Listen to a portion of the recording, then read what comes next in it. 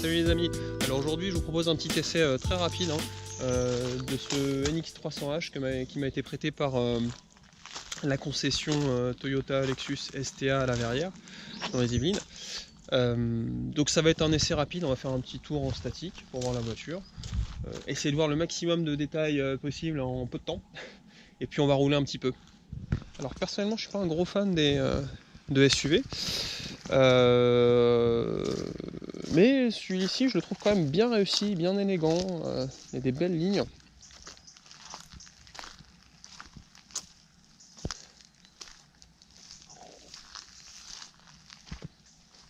Enfin, je le trouve vraiment réussi ce NX300H.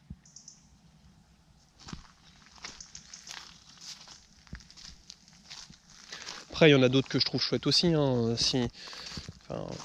j'aime beaucoup le i5, le Q5, le X3 aussi, le nouveau est chouette. Mais celui-ci a le mérite d'être différent, avec ses lignes vraiment acérées. Très très beau.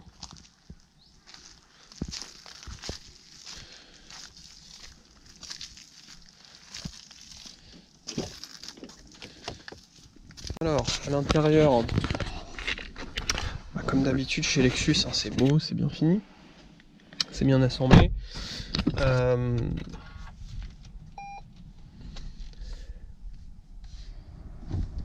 Les clusters sont plutôt jolis.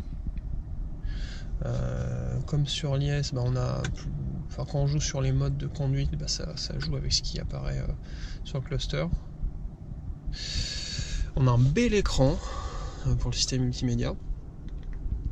Ça c'est très très chouette, ça. C'est du cuir au-dessus de la boîte à gants, c'est vraiment pas mal.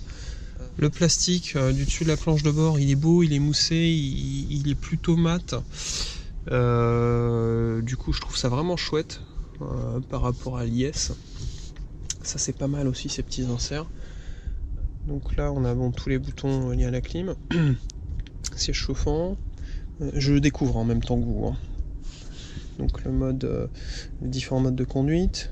Ces Rotary aussi là, ils sont très très chouettes. C'est vraiment pas mal du tout. Je sais pas si c'est de l'aluminium. On dirait l'aluminium, mais c'est pas spécialement froid. Donc j'ai l'impression que c'est du plastique, mais qui imite vraiment bien l'aluminium. On sent le poids du bouton. C'est vraiment pas mal.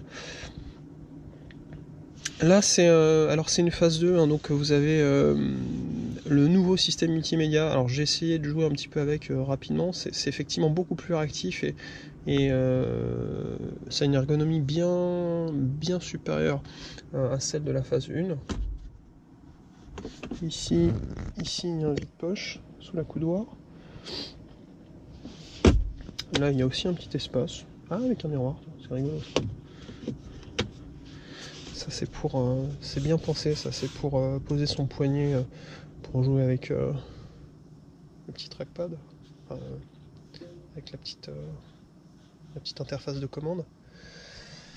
Là on a toutes les commandes des vitres, c'est assez classique. Bon, les commodos, le volant sont très similaires à ce qu'on a sur l'IS. Bon, on retrouve des boutons, des commodos qu'on a sur l'IS. Il y a des pièces communes évidemment. Les sièges sont pas mal, c'est très confortable, c'est joli, c'est bien fini, il y a des belles surpiqûres. J'aime bien cette horloge. Il y en a qui aiment pas, moi j'aime bien, je la trouve plus chouette que sur l'IS. Alors, il y a de la place.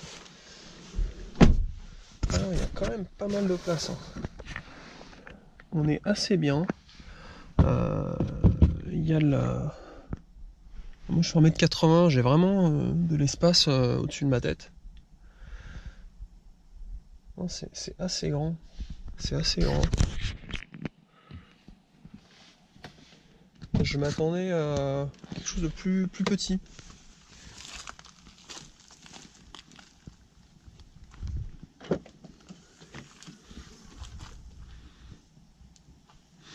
Le coffre est assez grand.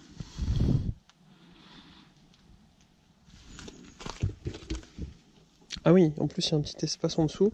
Un grand espace en dessous. Il y a du volume, c'est bien. Allez, c'est parti, premier tour de roue avec le NX300H.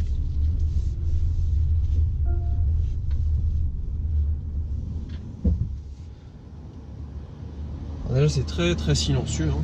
On est en tout électrique, un peu comme sur l'essai de l'IS que vous pouvez voir ici. Bah, ça fait pas de bruit quand on est en électrique, c'est très appréciable. La transition électrique thermique, hein, se fait de façon très très douce comme sur l'IS également. En même temps c'est le même type, c'est la même base je pense, le groupe motopropulseur. Sauf que si sur l'IS on a 223 chevaux en cumulé, là on est à 197 je crois, donc c'est un peu moins péchu. En plus de ça la voiture est plus lourde.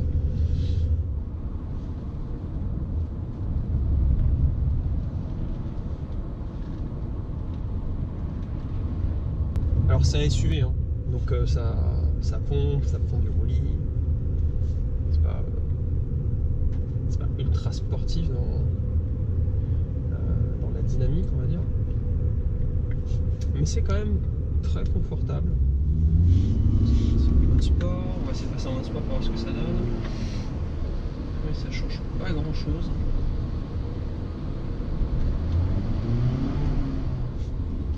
Si on sent peut-être par rapport au mode normal que la réponse à l'accélérateur en tout début d'appui en fait est un peu plus immédiate. Un petit peu.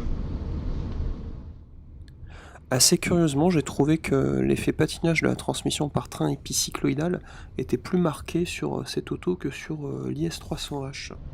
Alors même si la voiture est lourde, qu'il y a un petit peu moins de 200 chevaux, donc c'est pas énorme, là, ça reste quand même assez péchu pour un usage quotidien. C'est bien pour une voiture à vocation familiale et routière. Là, on est très très bien, c'est très confortable. Ah, on est assis haut, hein, c'est un SUV.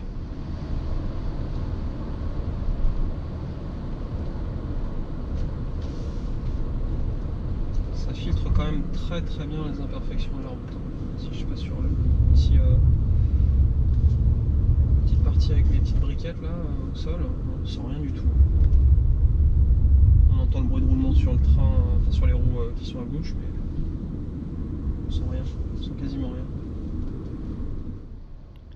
En conclusion, je dirais qu'on a quand même un bel objet design. Alors on aime ou on n'aime pas le style, hein, mais il ne laisse vraiment pas indifférent. Par ailleurs, je trouve quand même que les performances sont assez quelconques, mais qu'on a un châssis plutôt très agréable et très confortable également. Voilà, bah, ça sera tout pour aujourd'hui. Bon, ça a été rapide, mais bon, c'est un chouette SUV, hein, le NX300, j'aime bien. J'aime bien, c'est bien fini, c'est joli. Bon, c'est un SUV, donc c'est un peu... ça n'a pas des qualités routières, c'est pas ultra dynamique, on va dire, mais c'est quand même pas mal, c'est grand, enfin, côté pratique est quand même chouette. Et puis, bon, on a une Lexus, donc ça reste un bel objet design et bien construit, bien fini. Ça sera tout pour aujourd'hui, et puis bah, je vous dis à bientôt pour une prochaine vidéo, et soyez prudents sur la route. Allez, ciao.